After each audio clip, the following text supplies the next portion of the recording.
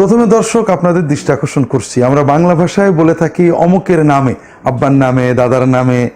এটা অত্যন্ত আপত্তিকর ব্যবহার, কারণ আমাদের সকল ইবাদত আল্লাহর নামে হবে। অমুকের পক্ষ থেকে, অমুকের জন্য এটা হতে পারে।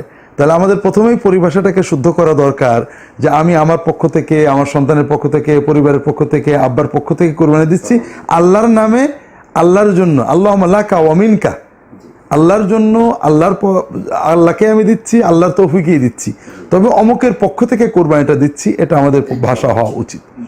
দ্বিতীয়ত, রাসূলুল্লাহ সাল্লাল্লাহু আলাইহি ওয়াসাল্লামের পক্ষ থেকে কোরবানি দেব কিনা, এখানে দুটো পর্যায় রয়েছে। একটা হলো যারা মৃত্যুবরণ করেছেন তাদের পক্ষ থেকে কোরবানি দেওয়া যাবে কিনা আদৌ, মৃত পিতামাতা, মৃত দাদা দাদি। এ ব্যাপারে ফুকাহাদের দুটো মত রয়েছে। কেউ বলেন দেওয়া যাবে না, কেউ বলেন দেওয়া যাবে। যাবের পক্ষের দলিলটা বেশ জোরালো। রাসূলুল্লাহ সাল্লাম মদিনায় প্রতি বছরই কুরবানি দিতেন দুটো করে। তিনি বলতেন একটা যে হাযা মিন মুহাম্মাদিন ওয়া আলে মুহাম্মদ, এটা মুহাম্মদ এবং তার পরিবারের পক্ষ থেকে। আরেকটা বলতেন মান লাম ইযাহি মিন উম্মতি মুহাম্মদ, উম্মতে মুহাম্মাদে যারা কুরবানি দিতে পারেনি তাদের পক্ষ থেকে। তো যারা দিতে পারেনি তাদের অনেকে মৃত্যুবরণ করেছেন, অনেকের জন্ম হয়নি। তাহলে বোঝা গেল জীবিত ব্যক্তির মৃত ব্যক্তির পক্ষ থেকে বা এখনো জন্ম হয়নি তার পক্ষ থেকে কুরবানি দিতে পারেন। এই হাদিসটা সহিহ। আরেকটা হাদিস অত্যন্ত দুর্বল, তিরমিজি শরীফে রয়েছে, যে আলী রাদিয়াল্লাহু তাআলা আনহুকে রাসূলুল্লাহ সাল্লাল্লাহু আলাইহি ওয়াসাল্লাম বলেছিলেন, আলী তুমি যখন কুরবানি দেবে তুমি আমার পক্ষ থেকে একটা কুরবানি দিও।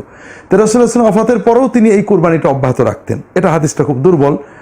তো এই জন্য বোঝা যায় মৃত ব্যক্তির পক্ষ থেকে কোরবানি দেওয়া যেতে পারে, জায়েজ।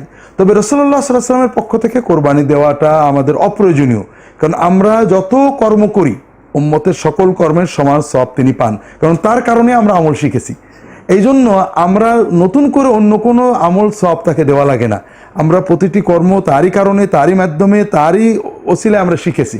এই জন্য যার কারণে যে কর্ম করে এই কর্মের সওয়াব তিনি পান। এই জন্য আমাদের সকল কর্মের সওয়াব তিনি পাচ্ছেন। আলাদা করে দেওয়াটা, এর চেয়ে আমার মৃত পিতা মাতা, আত্মীয় স্বজন তাদের জন্য দেওয়াটা, জি জি জি।